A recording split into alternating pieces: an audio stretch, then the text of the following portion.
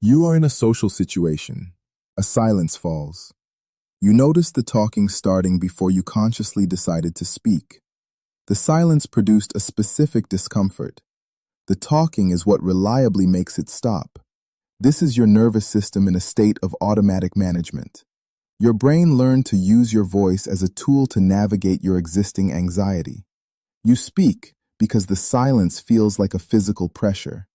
You are responding to a signal of discomfort that arrives before any coherent thought. Words spill out as a rescue operation. This constant management carries a hidden social cost. You leave conversations feeling exhausted rather than energized.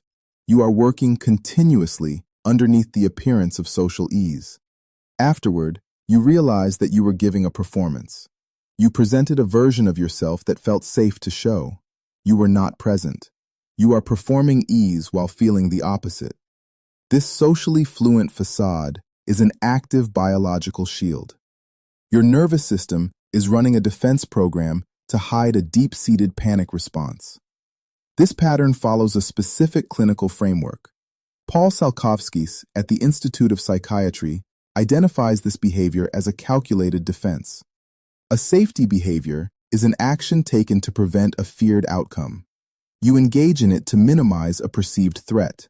Your constant talking is a safety behavior. It is an active strategy to manage social exposure. It is not an innate personality trait. Think about the last time you filled a silence that did not need filling. You are managing a threat, not making a conversational choice. Salkovskis found that these behaviors provide immediate relief but prevent long-term learning. By filling the silence, you prevent your brain from seeing that the silence is survivable. The safety behavior reduces tension today, which ensures the anxiety returns tomorrow. Your brain treats social silence with the same urgency as physical danger. Neuroscientist Joseph LeDoux found that the amygdala processes social signals through a fast subcortical threat pathway. This bypasses the conscious mind. Your nervous system triggers talking as a survival reflex. It acts before you have evaluated if the situation is actually dangerous. You are speaking to lower a physiological alarm. Stefan Hofmann's research shows that the anxious brain interprets silence as a space for judgment.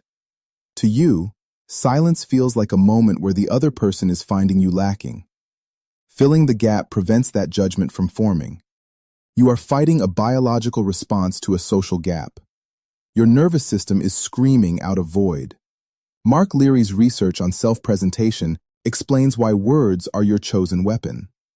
You use verbal output to manage how you appear to others. This is impression management. You produce a continuous stream of interesting conversation to prove you are worth someone's time. The talking serves as evidence of your value. This verbal management is a form of self-defense. Research by Baumeister shows that this kind of sustained performance depletes your executive function. This explains the specific, heavy depletion you feel after a high-stakes social event. You used all your cognitive resources to keep the shield up. The resulting conversation is not an organic exchange. It is a desperate defense mechanism that leaves you empty. Koudenburg's research shows it takes exactly 4 seconds for silence to feel like a social threat, causing negative self-evaluation. For an anxiously calibrated nervous system, that 4 seconds arrives much faster. Your urgency to fill the gap responds to an amplified threat signal. Thomas Holtgraves found that anxious individuals ask more questions and volunteer more unsolicited information. These are conversational maneuvers designed to kill the silence before the clock runs out. This creates what Daniel Wegner calls an ironic process. David Clark's cognitive model shows how this builds a self-maintaining cycle. Every time you fill the silence, you reinforce the threat. You confirm to your amygdala that the silence was something dangerous that needed to be managed.